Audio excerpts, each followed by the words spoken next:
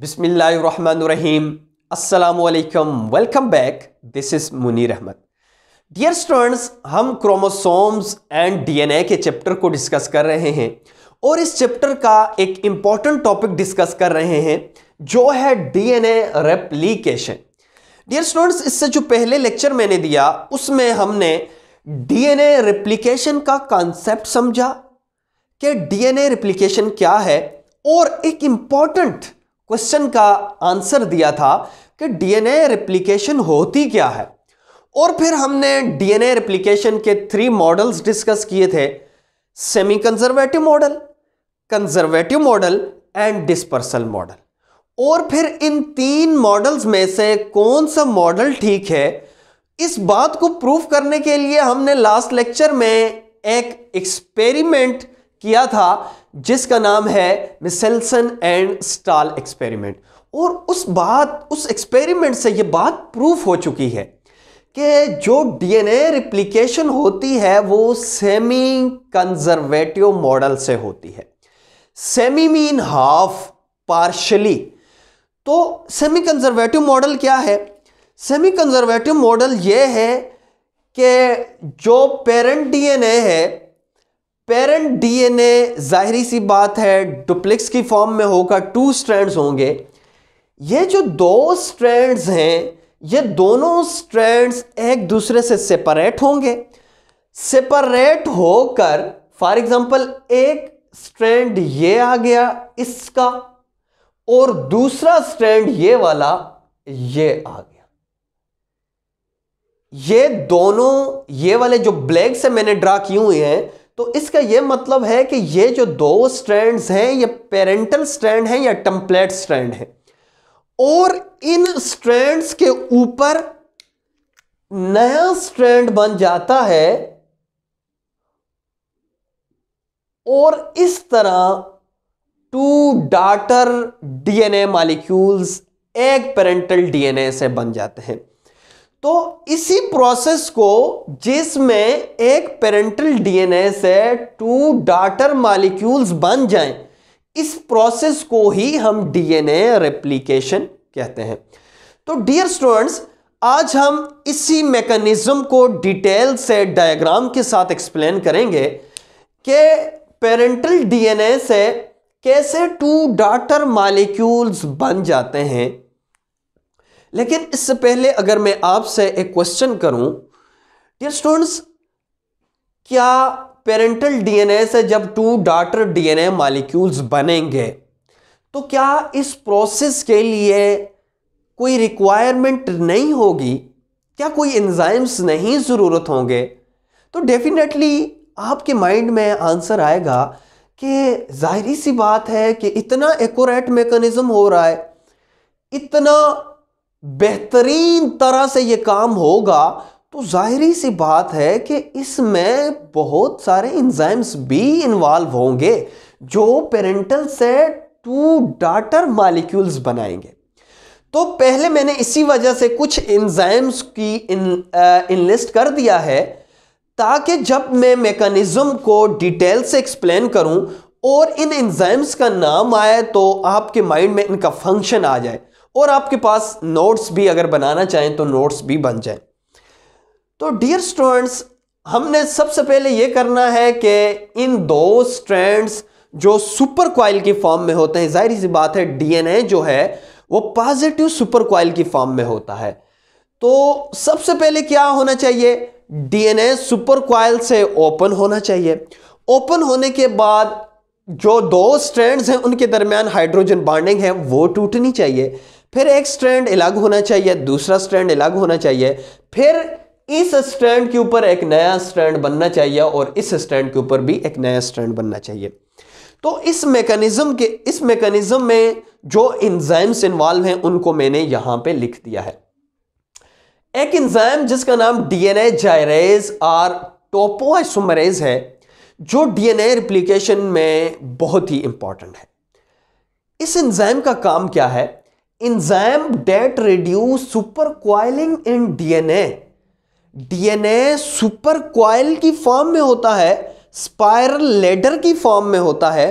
Spiral ladder को open करने के लिए, यानी कि कॉइल फॉर्म को ओपन करने के लिए, अगर मैं यहां पे आपको डायग्राम से यूं जाहिर करूं, फॉर एग्जांपल पहले ये सुपर कॉइल की फॉर्म में था, अब ये अगर आप गौर करें तो ये स्ट्रेट ओपन लेडर स्ट्रेट की फॉर्म में आ गया है। लेकिन ये जो सुपर कॉइल को जो एंजाइम ओपन करता है, इस एंजाइम का नाम क्या है? इस एंजाइम का DNA helicase. So DNA helicase का फंक्शन आपके माइंड में आ चुका होगा कि सुपर कॉइलिंग को ओपन करने के लिए जो एंजाइम होता है उसको डीएनए हेलिकेज कहते हैं। अनवाइंडिंग के लिए जो एंजाइम होता है उसको डीएनए हेलिकेज कहते हैं। जो नेगेटिव सुपर कॉइलिंग करता है, पॉजिटिव ऑलरेडी है, जो नेगेटिव सुपर कॉइलिंग करता है उसका नाम है DNA helicase. So DNA helicase के फंक्शंस आपके माइंड में होने चाहिए। अब इसके बाद अगर गौर करें तो अभी भी दो स्ट्रैंड्स के दरमियान बॉन्डिंग मौजूद है, बेस पेयर्स के दरमियान अब भी बॉन्डिंग मौजूद है।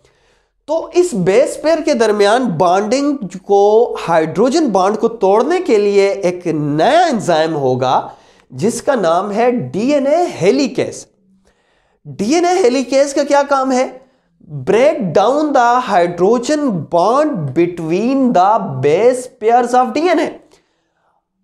सुपर कॉइलिंग को ओपन किसने किया? फॉर एग्जांपल ये सुपर कॉइलिंग को ओपन होगी, इनके दरमियान जो बॉन्डिंग को तोड़ा किसने? तोड़ने के लिए हेलिकेज एंजाइम आया। फॉर एग्जांपल हेलिकेज ने तोड़ दिया, ये हेलिकेज ने दो स्ट्रैंड्स के दरमियान जो हाइड्रोजन बॉन्ड तोड़। अब इसके बाद फिर भी डर है कि ये दो स्ट्रैंड्स दोबारा से आपस में बॉन्ड ना बना दें। अब इस काम को रोकने के लिए कि ये दोबारा से पेयर अप ना हो, एक नया एंजाइम आएगा जिसका नाम है सिंगल स्ट्रैंडेड बाइंडिंग प्रोटीन, जिसको एसएसबी भी कहते हैं। एसएसबी क्या करेगा? इधर एक स्ट्रैंड के साथ भी आकर अटैच हो जाएगा, दूसरे स्ट्रैंड के साथ भी अटैच होगा और कहेगा कि दोनों स्ट्रैंड्स दोबारा आपस में नहीं मिलना, क्योंकि हमने आपसे कॉपी बनानी है। तो इसी को हम एसएसबी भी कहते हैं। सो क्या फंक्शन है? Prevent the pair up again, prevent करता है पेयर अप अगेन ताकि दोबारा से ना मिले the base pair of single stranded binding, single stranded DNA. तो आपने बात ये इसका फंक्शन भी याद रखना है और एसएसबी माइंड में रखनी है। एसएसबी कहते किसको है? Single stranded binding protein. इसके बाद नेक्स्ट एंजाइम है जिसका नाम है DNA polymerase. Most important, vital और मेन एंजाइम है डीएनए रेप्लिकेशन में, पेरेंटल डीएनए से डॉटर मॉलिक्यूल बनाने में। डीएनए पॉलीमरेज की 3 टाइप्स हैं, एक को डीएनए पॉलीमरेज 1, एक को डीएनए पॉलीमरेज 2 और एक को डीएनए पॉलीमरेज 3 कहते हैं। डीएनए पॉलीमरेज 1 का काम और है, डीएनए पॉलीमरेज 2 का काम और है, डीएनए पॉलीमरेज 3 का काम और है। डीएनए पॉलीमरेज 1 का क्या काम है जरा गौर कीजिएगा। Help in termination of replication, replication को टर्मिनेट करने में जो एंजाइम हेल्पफुल होता है उसको डीएनए पॉलीमरेज 1 कहते हैं। एमसीक्यूज के लिए आपने माइंड में रखना है कि वो कौन सा एंजाइम है जो टर्मिनेशन में हेल्पफुल है, तो उसमें आपने डीएनए पॉलीमरेज 1 लिखना है। डीएनए पॉलीमरेज 2 का जरा फंक्शन गौर से देखिएगा। हेल्प इन रिपेयरिंग प्रोसेस, बड़ा ही इंपॉर्टेंट है। रिपेयरिंग प्रोसेस का यह मतलब है कि फॉर एग्जांपल डीएनए में कोई डैमेज हो चुकी है, तो इस डैमेज को रिपेयर करने के लिए एक नया एंजाइम आता है जिसका नाम है डीएनए पॉलीमरेज 2। इसके बाद जो थर्ड एंजाइम है और मेन एंजाइम है जिसका नाम है डीएनए पॉलीमरेज 3, जिसका काम यह है कि ये जो डॉटर डीएनए स्ट्रैंड बना है इस डॉटर स्ट्रैंड को बनाना। सो डीएनए पॉलीमरेज 3 का क्या फंक्शन है? Main enzyme synthesize daughter strand along the template strand, इस टेम्पलेट स्ट्रैंड के ऊपर ये नया स्ट्रैंड जो बनाता है, डॉटर स्ट्रैंड बनाता है, ये कौन बनाता है? DNA polymerase 3। तो इन तीनों को आपने माइंड में रखना है। एक और एंजाइम है जिसका नाम है प्राइमेज। तो प्राइमेज एक ऐसा एंजाइम है जो प्राइमर बनाता है और प्राइमर डीएनए रेप्लिकेशन के लिए जरूरत होता है। इसके बाद नेक्स्ट एंजाइम है जिसका नाम है डीएनए लाइगेज। इस एंजाइम का दूसरा नाम इसको गिलू भी कहते हैं, मॉलिक्यूलर गिलू भी कहते हैं, क्योंकि ये डीएनए के फ्रेगमेंट्स को, फॉर एग्जांपल इमेजिन करें ये एक फ्रेगमेंट है डीएनए का, ये दूसरा फ्रेगमेंट है, ये एक टुकड़ा है, ये दूसरा टुकड़ा है। इन टुकड़ों को मिलाने के लिए जो एंजाइम जरूरत होगा उस एंजाइम का नाम है डीएनए लाइगेज। सो ये अपने लिए आप नोट्स भी बना सकते हैं और एमसीक्यूज के लिए इससे 10 एमसीक्यूज इंपॉर्टेंट बन सकते हैं। तो अभी हम मैकेनिज्म की तरफ आते हैं।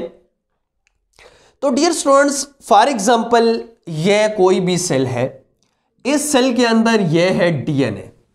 हमारा मकसद क्या है?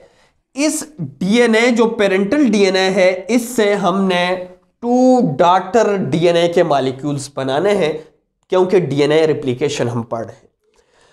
अब मैं यहां पे अगर आपसे क्वेश्चन ये करूं कि डीएनए रेप्लिकेशन क्यों होती है, तो क्या आंसर होगा? जरा गौर कीजिएगा। फॉर एग्जांपल इस सेल ने डिवाइड होना है और डिवाइड होकर 2 सेल बनाने हैं। फॉर एग्जांपल यहां से इसने डिवाइड होना है और डिवाइड होकर इसने एक सेल ये बना दिया और दूसरा सेल फॉर एग्जांपल ये बना दिया। तो डीएनए एक था इसके अंदर, तो इसका यह मतलब हुआ कि डीएनए एक सेल के अंदर जाएगा और दूसरे सेल के अंदर डीएनए नहीं जाएगा। जरा गौर कीजिएगा। तो अब यह होता है कि इसकी डिवीजन से पहले, सेल की डिवीजन से पहले, फोकस कीजिएगा, ये डीएनए अपनी कॉपीज बनाएगा, डॉटर डीएनए मॉलिक्यूल्स बनाएगा, और जो डॉटर डीएनए मॉलिक्यूल्स बनेंगे अब उनमें से एक सेल में जाएगा और एक दूसरे सेल में जाएगा। तो डीएनए रेप्लिकेशन इस वजह से होती है। अगर मैं इस डीएनए को ये बाहर लेके आया हूं ताकि मैकेनिज्म समझ आ जाए, तो ये डीएनए आपके सामने है और आपको पता है कि डीएनए सुपर कॉइल की फॉर्म में होता है, डीएनए डुप्लेक्स की फॉर्म में होता है, डीएनए के 2 स्ट्रैंड्स होते हैं, एक 5 प्राइम से 3 प्राइम की तरफ होता है, दूसरा 3 प्राइम से 5 प्राइम होता है। डियर स्टूडेंट्स, अगर आपको इन 5 प्राइम और 3 प्राइम की फॉर एग्जांपल समझ नहीं है कि ये 5 प्राइम क्या है, 3 प्राइम क्या है, तो प्रीवियस लेक्चर मेरा मौजूद है केमिकल स्ट्रक्चर ऑफ डीएनए पे, तो आप वो विजिट कर सकते हैं। सो 2 स्ट्रैंड्स होंगे और दोनों स्ट्रैंड्स एक दूसरे के ऑपोजिट होंगे, यानी एक स्ट्रैंड 5 से 3 पे होगा और दूसरा 3 से 5 की डायरेक्शन में होगा, सुपर कॉइल की फॉर्म में मौजूद है। तो अब सबसे पहले क्या होगा? सबसे पहले वो जगह जहां से डीएनए रेप्लिकेशन स्टार्ट होगी उस जगह को हम ओरिजिन ऑफ रेप्लिकेशन कहते हैं। तो सबसे पहले हमने ओरिजिन ऑफ रेप्लिकेशन देखनी है, कहां से रेप्लिकेशन स्टार्ट हो। तो ओरिजिन ऑफ रेप्लिकेशन क्या है? स्पेसिफिक सीक्वेंस ऑफ न्यूक्लियोटाइड्स हैं, स्पेसिफिक सीक्वेंस ऑफ न्यूक्लियोटाइड्स होंगे जहां से रेप्लिकेशन स्टार्ट है। फॉर एग्जांपल मैं इमेजिन करता हूं कि रेप्लिकेशन यहां से स्टार्ट हो रही है, तो इसको मैं क्या कहूंगा? Origin of replication. सो मैं इसको क्या कह देता हूं? ओरिजिन ऑफ रेप्लिकेशन, क्योंकि यहां पे स्पेसिफिक सीक्वेंस मौजूद है रेप्लिकेशन के लिए। क्लियर है? लेकिन यहां पे एक बात आपने माइंड में रखनी है कि अगर ये डीएनए बैक्टीरिया का है या प्रोकैरियोटिक है, तो ओरिजिन ऑफ रेप्लिकेशन सिर्फ एक ही जगह पे होगी, एक ही जगह से प्रोसेस स्टार्ट होगा। लेकिन अगर ये यूकैरियोटिक डीएनए अगर इमेजिन करें, तो यूकैरियोटिक डीएनए में रेप्लिकेशन या origin of replication more than 1 होगी। तो ये भी एमसीक्यूज के लिए इंपॉर्टेंट है, आपने माइंड में रखना है। सो फॉर एग्जांपल अगर ये यूकैरियोटिक है तो फॉर एग्जांपल यहां भी स्पेसिफिक सीक्वेंस मौजूद है रेप्लिकेशन के लिए, तो इसको भी हम ओरिजिन ऑफ रेप्लिकेशन कहेंगे। तो अब ओरिजिन ऑफ रेप्लिकेशन पे यहां पे आकर एक एंजाइम अटैच होगा और उस एंजाइम्स का क्या नाम है डियर स्टूडेंट्स? उस एंजाइम का नाम है डीएनए जाइरेज और टोपोआइसोमरेज। और डीएनए जाइरेज और टोपोआइसोमरेज क्या करेगा? इसके अंदर जो सुपर क्वाइलिंग है उसको नेगेटिव सुपर क्वाइल में कन्वर्ट करेगा, फॉर एग्जांपल यूं करेगा।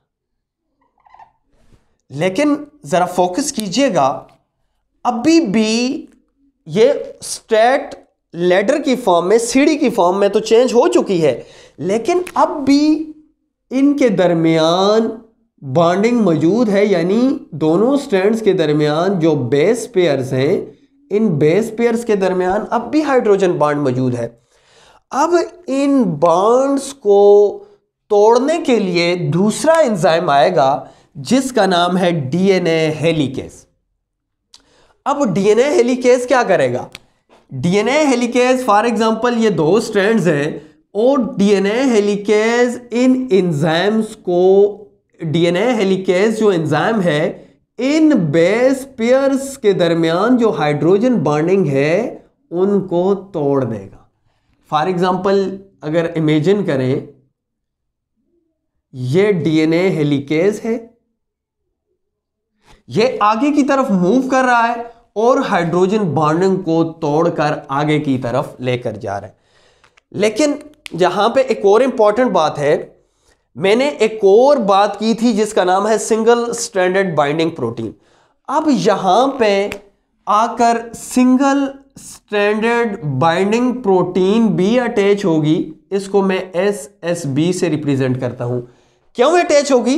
हेलिकेज जो जाइरेज है वो सुपर क्वाइलिंग को आगे ओपन करता जाए आगे की तरफ, हेलिकेज पीसेस है बेस पेयर्स के दरमियान हाइड्रोजन बॉन्डिंग को काटता आगे जा रहा है, SSB पीछे से अटैच हो रही है ताकि ये दोबारा से पेयर अपना हो जाए, दोबारा से बॉन्ड ना बन जाए, क्योंकि हमने एक स्ट्रैंड को अलग करना है और दूसरे स्ट्रैंड को अलग करना है।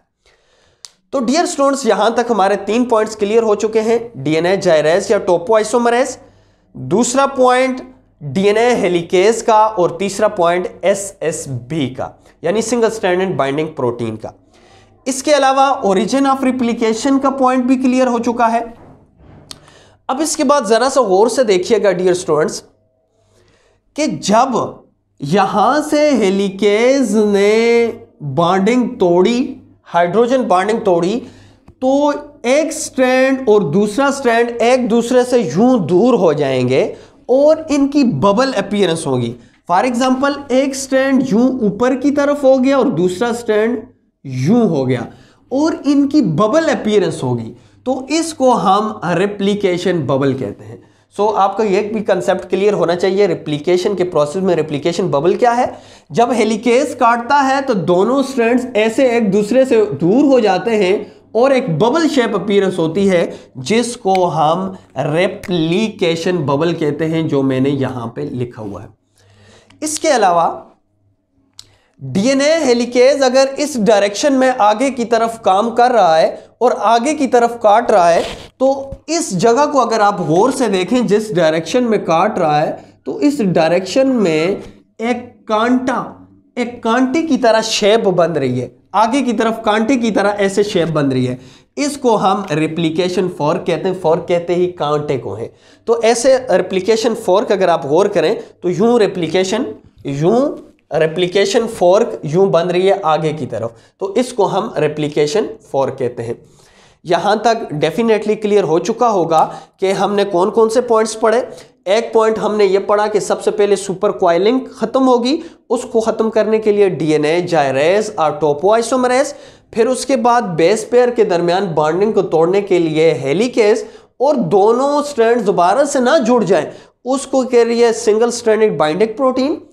ओरिजिन ऑफ रेप्लिकेशन वो जगह जहां पे ये डीएनए जाइरेज और हेलिकेज अपना काम शुरू करते हैं, और उसके बाद रेप्लिकेशन बबल, जब दो स्ट्रैंड्स एक दूसरे से दूर होंगे और बबल अपीयरेंस होगी, इसको हम रेप्लिकेशन बबल कहते हैं। उसके बाद जिस डायरेक्शन में ये एंजाइम हेलिकेज काम कर रहा है तो यूं कांटे की तरह आगे शेप बन रही है, इसको हम रेप्लिकेशन फॉर्क कहते हैं। डेफिनेटली यहां तक क्लियर हो चुका होगा। अगर मैं अपनी आसानी के लिए यहां से यहां तक काट दूं दरमियान से, तो डियर स्टूडेंट्स, ये फॉर एग्जांपल डीएनए का राइट साइड है और ये डीएनए का लेफ्ट साइड है फॉर एग्जांपल। तो अगर ये 3 प्राइम से स्टार्ट होगा तो जाहिर सी बात है ये 5 प्राइम पे यहां पे खत्म होगा। अगर ये 3 से स्टार्ट हो रहा है, अगर ये 5 से स्टार्ट हो रहा है तो ये 3 पे आकर खत्म होगा। यही बात है या नहीं है? तो अब ये जो इससे आगे शेप बनी हुई है, इससे पीछे नहीं, इससे जो आगे शेप बनी हुई है, इस शेप को मैंने और मैग्नीफाई कर दिया है ताकि आपका कंसेप्ट क्लियर हो जाए। तो इससे आपने इससे पीछे को इधर इमेजिन करना है, ये स्ट्रैंड्स यूं बने हुए हैं, ये 5 से 3 की तरफ है, ये वाला स्ट्रैंड है 5 से 3 की तरफ, और ये 3 से 5 की तरफ है, ये 3 से 5 की तरफ है। तो डियर स्टूडेंट्स, ये 2 स्ट्रैंड्स, ये एक स्ट्रैंड है पेरेंट स्ट्रैंड, ये दूसरा पेरेंट स्ट्रैंड है। अब इसके इधर गौर करना है, इधर अब डॉटर स्ट्रैंड बनेगा, डॉटर स्ट्रैंड बनेगा, और ये एक डीएनए मॉलिक्यूल हो जाएगा और ये दूसरा डीएनए मॉलिक्यूल हो जाएगा। लेकिन डॉटर स्ट्रैंड इतने आसानी से नहीं बनेगा, बहुत सारे एंजाइम्स इन्वॉल्व होंगे। तो इसी तरह जो डीएनए जाइरेज है वो आगे की तरफ मूव करेगा, हेलिकेज पीछे से काटता जाएगा, ये बात तो क्लियर है। लेकिन इससे जो आगे स्टेप है वो बहुत ही इंपॉर्टेंट भी है, कंसेप्चुअल भी है, और एंट्रेंस टेस्ट में एमसीक्यूज के हवाले से भी बहुत ही इंपॉर्टेंट है। जरा फोकस करना है, इन पॉइंट्स को आपने कॉपीज पे लिख लेना है और इनको अच्छे से याद करना है ताकि आपको प्रोसेस में पढ़ने में कोई भी कंफ्यूजन ना हो। एक स्टेप लिखा हुआ है, DNA polymerase require primer. DNA polymerase को अपना काम करने के लिए प्राइमर की जरूरत होगी, वरना काम नहीं करेगी। क्लियर है? प्राइमर क्या है? Short oligonucleotide RNA. दूसरा पॉइंट नोट कीजिएगा, DNA polymerase add nucleotide at 3 prime end only. कि डीएनए पॉलीमरेज का दूसरा नखरा यह है कि वो हमेशा 3 प्राइम एंड पे न्यूक्लियोटाइड को ऐड कर सकता है, 5 पे कभी नहीं कर सकता। क्लियर है? Direction of replication become 5 to 3, और डायरेक्शन ऑफ रिप्लिकेशन हमेशा 5 से 3 होगी। यह एमसीक्यूज के लिए मोस्ट इंपॉर्टेंट है। अब डियर स्टूडेंट्स, हम अपने डायग्राम की तरफ आते हैं। फॉर एग्जांपल यह डीएनए पॉलीमरेज 3 है, तो अब मुझे यह बताना है कि डीएनए पॉलीमरेज 3 आकर क्या स्ट्रैंड पे अपना काम शुरू कर देगी, क्या पॉलीमराइजेशन करना शुरू कर देगी, क्या न्यूक्लियोटाइड्स को यहां पे लगाना शुरू कर देगी। लेकिन पहला पॉइंट अगर आपको याद हो कि DNA polymerase require primer, DNA polymerase को किस चीज की जरूरत होगी? प्राइमर की, और प्राइमर क्या है? आरएनए। सो ये प्राइमेज एंजाइम आकर सबसे पहले 3 प्राइम एंड पे अटैच होगा। 3 प्राइम एंड पे अटैच होगा तो अटैच होकर यहां पर प्राइमर लगाएगा। फॉर एग्जांपल ये क्या है? प्राइमर। प्राइमर लगाया किसने? प्राइमेज ने। और जब प्राइमर लगा लिया तो डीएनए पॉलीमरेज का नखरा पूरा हो गया। अब डीएनए पॉलीमरेज 3 का क्या काम था? अगर आप गौर करें तो DNA polymerase 3 main enzyme synthesize daughter along the template strand. ये दोनों टेम्पलेट स्ट्रैंड हैं। अब इनके ऊपर डीएनए पॉलीमरेज 3 आएगी और डीएनए पॉलीमरेज 3 इधर से इस डायरेक्शन में मूव करना शुरू कर देगी, यू यू। तो डीएनए पॉलीमरेज 3 हमेशा याद रखना है 3 प्राइम एंड पे ही OH को 3 प्राइम एंड पे ही ओनली न्यूक्लियोटाइड्स को अटैच हो सकती है। डीएनए पॉलीमरेज 3 फॉर एग्जांपल इधर से इधर काम नहीं करेगी। क्यों? क्योंकि अगर इधर 3 प्राइम एंड है तो इधर से अगर स्टार्ट इधर करेगी तो फिर इधर तो फॉर एग्जांपल इधर 3 है तो इधर 5 होगा। तो हमेशा याद रखना है डीएनए पॉलीमरेज 3 प्राइम एंड पे ही अपना काम शुरू करेगी। तो डीएनए पॉलीमरेज 3 को प्राइमेज ने क्या किया, प्राइमर लगाया। तो अब डीएनए पॉलीमरेज 3 क्या करेगी, एडेनिन के ऊपर कौन सा न्यूक्लियोटाइड होगा डियर स्टूडेंट्स, एडेनिन के ऊपर। एडेनिन हमेशा किसके साथ पेयर बनाता है, तो आपको पता है एडेनिन हमेशा डबल बॉन्ड थायामीन के साथ बनाता है और साइटोसिन ट्रिपल बॉन्ड हमेशा गवानीन के साथ बनाते हैं। तो एडेनिन के ऊपर डीएनए पॉलीमरेज ऐसे आगे की तरफ मूव होगी और एडेनिन के ऊपर टी को लगाएगी, फिर आगे मूव होगी और मूव होते ही जी के ऊपर डियर स्टूडेंट्स किसको लगाएगी, सी को लगाएगी।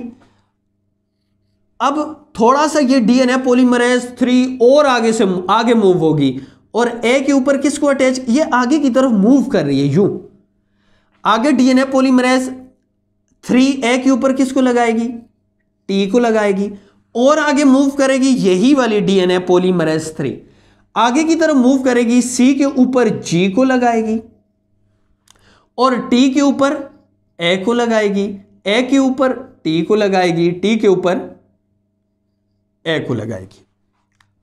तो अब डीएनए जो पॉलीमरेज है वो इमेजिन करें फॉर एग्जांपल यहां तक पहुंच जाइए, इस पोजीशन तक डीएनए पॉलीमरेज 3 पहुंच जाइए। सो डीएनए पॉलीमरेज 3 यहां से आगे की तरफ मूव कर रही है। सो अगर आप यहां पे एक पॉइंट गौर से देखें, डीएनए पॉलीमरेज 3 प्राइम से 5 प्राइम की तरफ मूव कर रही है टेम्पलेट स्ट्रैंड के ऊपर, लेकिन जो नया स्ट्रैंड बनाएगी, ये जो नया स्ट्रैंड बन रहा है, ये वाला जो नया स्ट्रैंड बन रहा है ये 5 से 3 की तरफ होगा या 3 से 5 की तरफ होगा। तो नोट कीजिएगा, अगर टेम्पलेट जो पेरेंट वाला है वो 3 से 5 है तो जो नया स्ट्रैंड बनेगा, जो डॉटर स्ट्रैंड बनेगा, जो डीएनए पॉलीमरेज 3 बनाएगी, ये हमेशा 5 से 3 प्राइम की तरफ बनाएगी, क्योंकि डीएनए के दोनों स्ट्रैंड्स जो हैं वो एक दूसरे के अपोजिट होंगे। क्लियर है?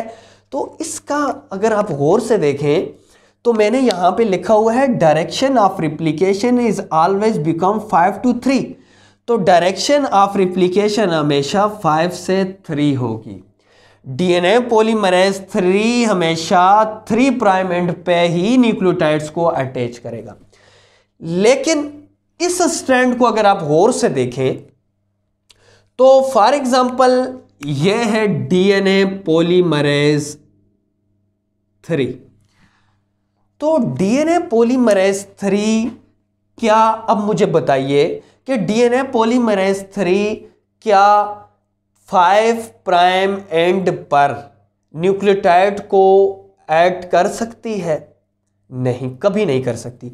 तो मुझे यह बताएं, अगर इसका ये 5 प्राइम है तो इधर अगर डीएनए पॉलीमरेज 3 आए और इधर अटैच हो और इधर से आगे की तरफ मूव करे तो काम कर सकती है? नहीं, क्योंकि डीएनए पॉलीमरेज 3 हमेशा 3 प्राइम से आगे काम करती है और टेम्पलेट स्ट्रैंड पे 5 प्राइम है। तो डीएनए पॉलीमरेज क्या करेगी, थोड़ा सा इस स्ट्रैंड पे आगे अटैच होगी।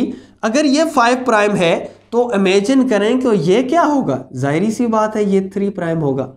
अगर ये वाला 5 प्राइम है तो डेफिनेटली ये वाला 3 प्राइम होगा।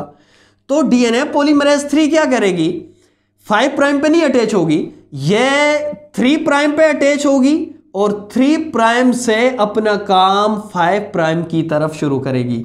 क्योंकि डीएनए पॉलीमरेज 3 हमेशा 3 प्राइम एंड पे अपना काम शुरू करती है। तो क्या होगा, लेकिन डीएनए पॉलीमरेज 3 भी उस टाइम तक काम नहीं कर सकती जब तक प्राइमेज एंजाइम ना आए और प्राइमेज एंजाइम आकर प्राइमर को ना लगा ले। तो सबसे पहले क्या होगा, प्राइमेज आएगा और यहां पे प्राइमर को लगाएगा। और प्राइमर क्या है, डीएनए पॉलीमरेज 3 के लिए लाजमी है, वरना डीएनए पॉलीमरेज 3 अपना काम नहीं कर सकती। अब प्राइमेज आके प्राइमर लगाया, अब डीएनए पॉलीमरेज 3 आकर इधर अटैच होगी और इधर अटैच होकर इस डायरेक्शन से इस डायरेक्शन की तरफ मूव करेगी। अगर आप गौर से देखें तो अब इधर से इस डायरेक्शन में मूव करेगी। अब यूं जब टी तक पहुंचेगी, यूं आगे की तरफ टी तक पहुंचेगी, तो टी के सामने किसको लगाएगी, एडेनिन को। फिर थोड़ा सा आगे मूव करेगी, एडेनिन के सामने टी को लगाएगी। यह बात क्लियर है। तो अब मुझे यह बताएं कि हमेशा जो DNA direction of replication become 5 to 3, तो क्या डायरेक्शन ऑफ रेप्लिकेशन 5 to 3 है या नहीं? अगर आप गौर से अगर देखें तो हमेशा। अब इसके बाद जब यहां तक सिंथेसाइज हो गया, तो अब डीएनए प्राइमेज पीछे जाके फिर अटैच होगा। अटैच होने के साथ यहां पे प्राइमर लगाएगा। अब प्राइमर जब लगा तो डीएनए पॉलीमरेज 3 पीछे जंप लगाएगी और पीछे जंप लगाकर अब दोबारा से एडेनिन के ऊपर, एडेनिन के साथ थायामीन को, ग्वानिन के साथ साइटोसिन को अटैच करेगी। फिर यहां से अगर ये 5 प्राइम, अगर ये 5 प्राइम है, इमेजिन करें तो इसका 3 प्राइम फॉर एग्जांपल यहां पे है।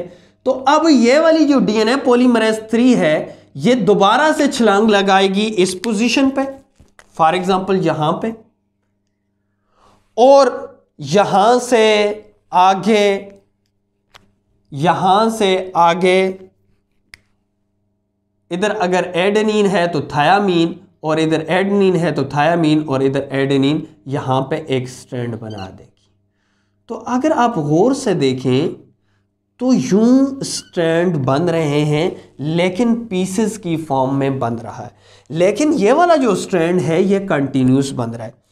तो वो स्ट्रैंड जो 5 से 3 की तरफ है, उस टेम्पलेट के ऊपर हमेशा डिसकंटिन्यूस पीसेस बनेंगे, क्योंकि डीएनए पॉलीमरेज 3 5 प्राइम एंड पे अपना काम नहीं कर सकती, क्योंकि ये हमेशा न्यूक्लियोटाइड को ऐड करेगी 3 प्राइम एंड पे।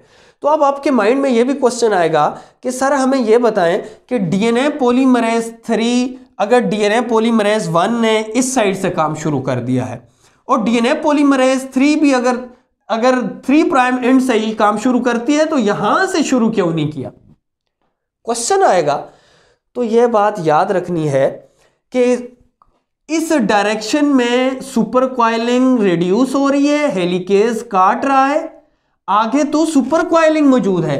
तो इधर से जब सुपर क्वाइलिंग खत्म होगी तो ये डीएनए पॉलीमरेज 3 इधर छलांग लगाएगा। जब आगे सुपर क्वाइलिंग खत्म होगी तो डीएनए पॉलीमरेज 3 इधर छलांग लगाएगा। तो इसका यह मतलब हुआ कि डीएनए पॉलीमरेज 3 एकदम से इधर छलांग लगा के इधर तक कंप्लीट नहीं करती, क्योंकि जब इधर मौजूद होती है तो तब ये 2 स्ट्रैंड्स एक दूसरे पे क्वाइल होते हैं।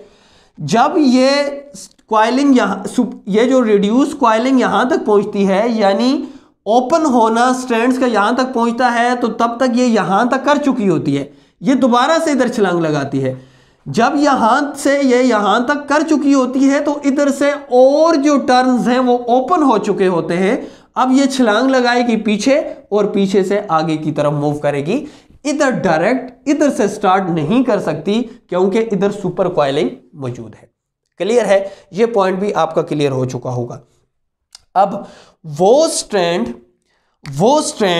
जो कंटिन्यूस बनता है और रेप्लिकेशन फोर्क की तरफ बनता है, अगर आप गौर से देखें तो ये फॉर एग्जांपल रेप्लिकेशन फोर्क है, तो जिस डायरेक्शन में रेप्लिकेशन फोर्क आगे जा रहा है उसी डायरेक्शन में उसी डायरेक्शन में ये जो स्ट्रैंड बन रहा है, इस स्ट्रैंड को हम लीडिंग स्ट्रैंड कहते हैं। ये बात याद रखना है। लीडिंग स्ट्रैंड क्या है? वो स्ट्रैंड जो कंटिन्यूस बन रहा है, जो डीएनए पॉलीमरेज 3 उसको कंटिन्यूस बना रही है और रिप्लिकेशन 4 की तरफ बन रहा है, उस स्ट्रैंड को, उस डॉटर स्ट्रैंड को, उस न्यू स्ट्रैंड को हम लीडिंग स्ट्रैंड कहते हैं। सो इंपॉर्टेंट है, लीडिंग स्ट्रैंड को आप कैसे डिफाइन कर सकते हैं? वो new strand that is synthesized toward the replication 4। अब ये बनता भी कंटिन्यूस है, ये जम्प्स की फॉर्म में ये बना है अगर आप गौर से देखें, लेकिन ये कंटिन्यूस बनता है। सो इसकी डायरेक्शन अगर देखें तो 3 to 5 प्राइम है, टेम्पलेट के ऊपर 3 से 5 की तरफ बनता है।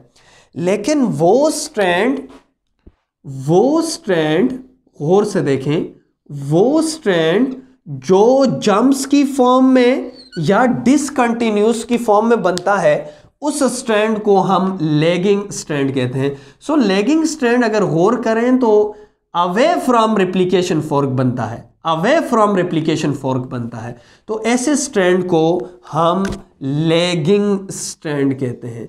सो लैगिंग स्ट्रैंड क्या है? The strand which is synthesized away from replication, discontinuous और पेरेंटल स्ट्रैंड के 5 से 3 प्राइम स्ट्रैंड पे जो बनता है, उस स्ट्रैंड को हम कहते हैं। और यहां पे एक और इंपॉर्टेंट पॉइंट है, इन फ्रेगमेंट्स को हम ओकाज़ाकी फ्रेगमेंट्स कहते हैं। अब आपके माइंड में यह क्वेश्चन आएगा कि ओकाज़ाकी फ्रेगमेंट्स क्यों कहते हैं? ओकाज़ाकी फ्रेगमेंट्स इस वजह से कहते हैं क्योंकि इनको जो फर्स्ट टाइम डिस्कवर्ड किया साइंटिस्ट ने, उसका नाम ओकाज़ाकी था। अब आपके माइंड में ये क्वेश्चन आएगा कि सर ये जब डिसकंटिन्यूस बने हैं तो डिसकंटिन्यूस बनने में इनके दरमियान प्राइमर भी मौजूद है, इनके दरमियान प्राइमर भी मौजूद है, और ये इनके दरमियान जब प्राइमर मौजूद है तो ये स्ट्रैंड अभी कंप्लीट नहीं है। तो अब इसके बाद क्या होगा? तो अब इसके बाद एक और एंजाइम आएगा, जिस एंजाइम्स का नाम है डीएनए पॉलीमरेज 1, और जो हमने कहा था help in termination of replication. अब जो डीएनए पॉलीमरेज 1 है, फॉर एग्जांपल ये डीएनए पॉलीमरेज 1 है, अब डीएनए पॉलीमरेज 1 आएगा और 1 आकर क्या करेगा, ये जो प्राइमर यहां पे अटैच था ओकाज़ाकी फ्रेगमेंट्स के दरमियान, और यहां पे जो प्राइमर्स अटैच थे, इन प्राइमर्स को यहां से रिप्लेस करेगा, यहां से रिप्लेस करेगा विद न्यूक्लियोटाइड।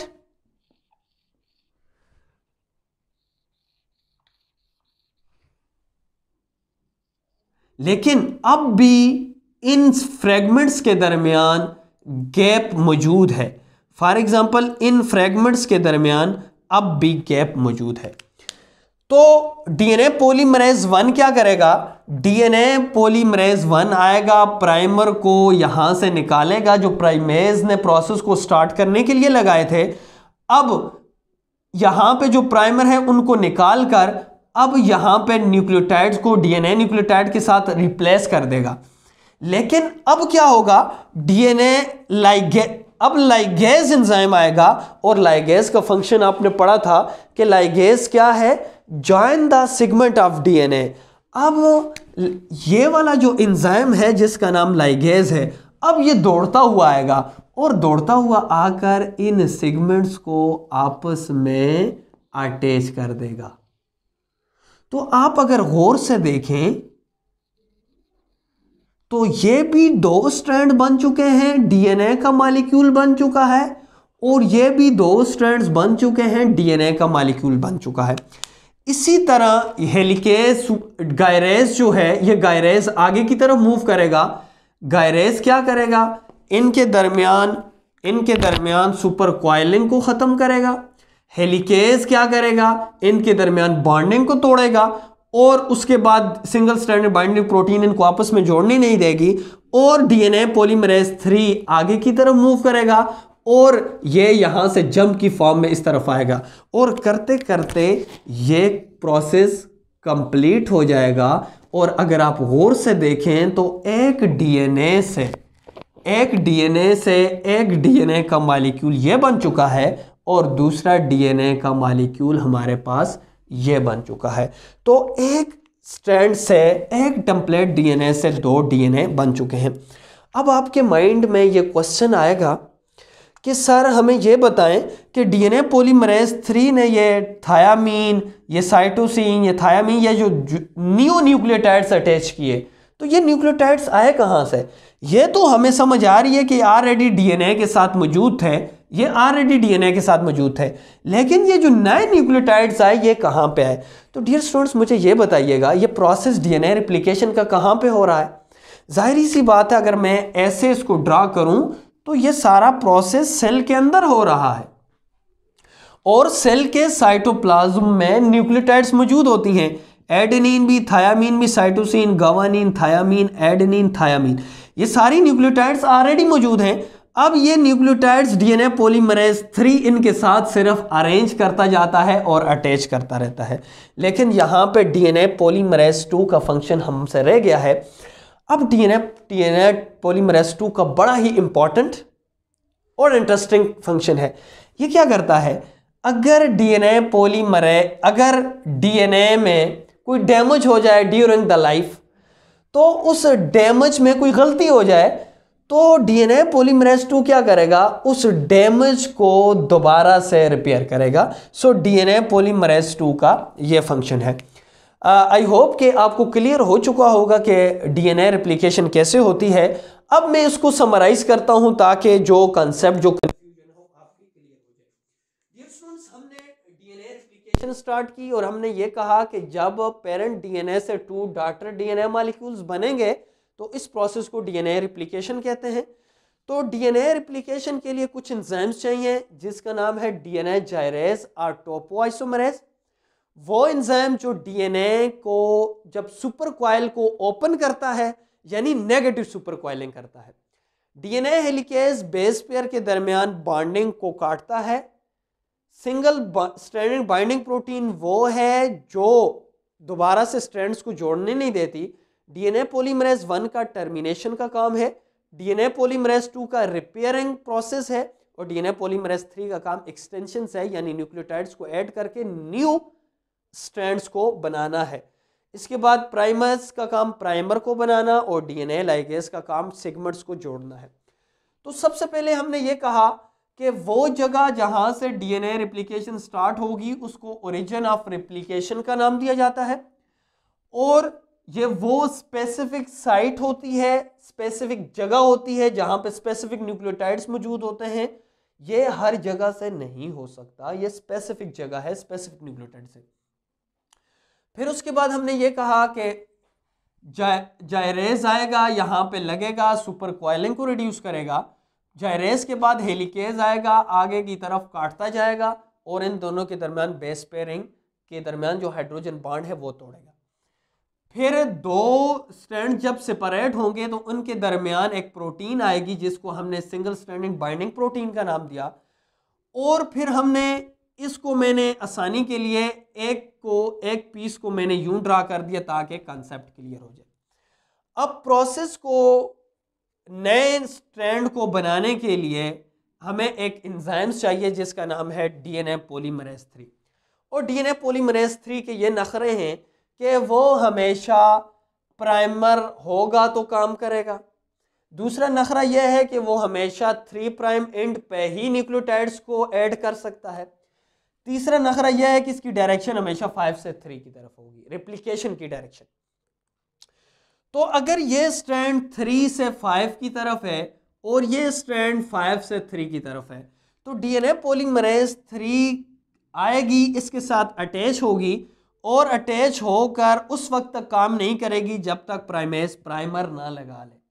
जब प्राइमर यहां पे लग गया तो प्राइमर लगने के बाद डीएनए पॉलीमरेज 3 अपना काम शुरू कर देगी, लेकिन जो डॉटर स्ट्रैंड बनाएगी वो हमेशा 5 से, अगर आप ये जो पेरेंट स्ट्रैंड अगर 3 से 5 है जो डॉटर स्ट्रैंड हमेशा 5 से 3 की तरफ बनाएगी और इस तरह कंटिन्यूस वे में बनाएगी। और इस स्ट्रैंड को हमने लीडिंग स्ट्रैंड का नाम दिया, जो कंटिन्यूस बनती है और रिप्लिकेशन 4 की तरफ बनता है। और दूसरा स्ट्रैंड जो डिसकंटिन्यूस वे में बनता है, ओकाज़की फ्रैगमेंट्स बनते हैं और बहुत सारे प्राइमर रिक्वायर होते हैं, लेकिन इसके लिए एक ही प्राइमर रिक्वायर होता है।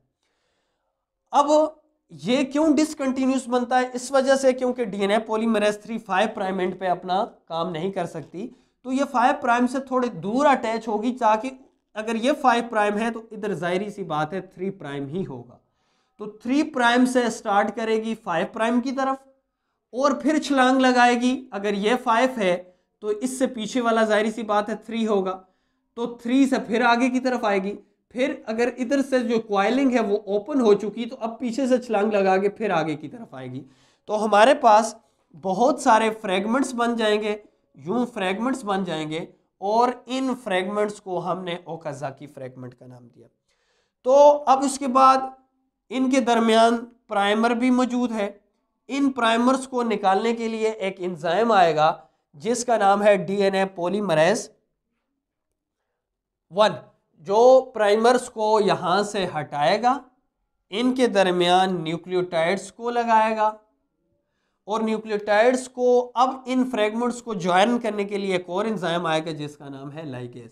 तो अब देख सकते हैं एक स्ट्रैंड यूं बन चुका है, एक डॉटर मॉलिक्यूल यूं बन चुका है और एक डॉटर मॉलिक्यूल यूं बन चुका है। तो एक डीएनए से 2 डॉटर डीएनए मॉलिक्यूल बन चुके हैं।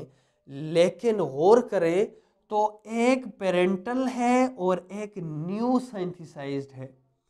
एक पेरेंटल यानी टेम्पलेट है और एक न्यू सिंथेसाइज्ड है। तो इस मॉडल को हमने सेमी कंजर्वेटिव मॉडल का नाम दिया था। एक न्यू है, ये जो मैंने ग्रीन से रिप्रेजेंट किया है ये न्यू है, जबकि ये जो ब्लैक वाला है ये ऑलरेडी जो टेम्पलेट है वो है। आई होप कि आपको क्लियर हो चुका होगा।